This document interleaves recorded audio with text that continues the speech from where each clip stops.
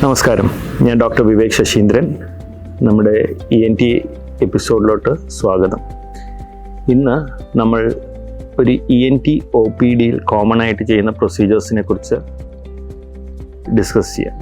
പലപ്പോഴും മൂക്ക് സംബന്ധമായിട്ടുള്ള എന്തെങ്കിലും വിഷയമായിട്ട് പേഷ്യൻസ് ഹോസ്പിറ്റലിൽ ചെല്ലുമ്പോൾ ഡോക്ടേഴ്സ് അഡ്വൈസ് ചെയ്യുന്നൊരു പ്രൊസീജിയറാണ് നേസൽ എൻഡോസ്കോപ്പി അഥവാ ഡയഗ്നോസ്റ്റിക് നേസൽ എൻഡോസ്കോപ്പി.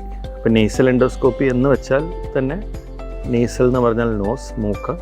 എൻഡോസ്കോപ്പി നമ്മൾ എൻഡോസ്കോപ്പ് അഥവാ ഈ ഒരു ടൂൾ ഉപയോഗിച്ച് മൂക്കിനകം വിഷ്വലൈസ് ചെയ്യുക, അല്ലെങ്കിൽ മൂക്കിനകം കൂടുതലായിട്ട് മനസ്സിലാക്കാനായിട്ട് നമ്മൾ അതിനകത്തുള്ള പ്രോബ്ലംസ് എന്താണെന്നുള്ളത് മനസ്സിലാക്കാൻ ഉപയോഗിക്കുന്ന ഒരു സിമ്പിൾ OP പ്രൊസീജിയറാണ്.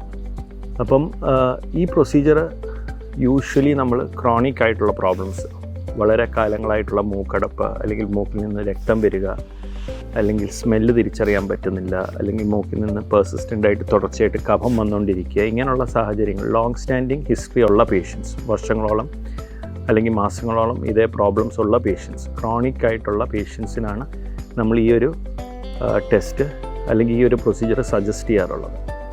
അപ്പോൾ ഇത് നമ്മൾ OPയിൽ ചെയ്യുന്നത് മൂക്കിനകം മെഡിസിൻസ് വെച്ച് മരവിപ്പിച്ചതിന് ശേഷമാണ്. അത് നമുക്ക് കുട്ടികളിലും വലിയവരിലും ഒരേപോലെ ചെയ്യാൻ പറ്റുന്ന ഒരു പ്രൊസീജിയറാണ്. ഇതിൻ്റെ ഒരു അഡ്വാൻറ്റേജ് എന്ന് വെച്ചാൽ, നമുക്ക് ഈ പ്രൊസീജിയർ ചെയ്യുമ്പോൾ ക്യാമറയുടെ സഹായത്തോടു കൂടി മൂക്കിനകത്ത് ഏറ്റവും പുറകു വശം വരെ വളരെ ക്ലിയറായിട്ട് മൂക്കിനകത്തുള്ള എല്ലാ സ്ട്രക്ചേഴ്സും, അതിന് പുറമെ അതിനകത്തുള്ള എന്തെങ്കിലും അബ്നോർമലായിട്ടുള്ള ഫൈൻഡിങ്സ് നമുക്ക് കാണാൻ പറ്റുകയും അത് നമുക്ക് ഡോക്യുമെൻറ്റ് ചെയ്യാൻ പറ്റുകയും ചെയ്യും. എന്ന് വെച്ചാൽ നമുക്കതൊരു റെക്കോർഡിംഗ് ആയിട്ട് എടുക്കാം, അല്ലെങ്കിൽ ഒരു ഫോട്ടോ ആയിട്ട് പേഷ്യൻറ്റ് ഒരു ഡോക്യുമെൻറ്റേഷൻ പർപ്പസിനും അത് സഹായിക്കും.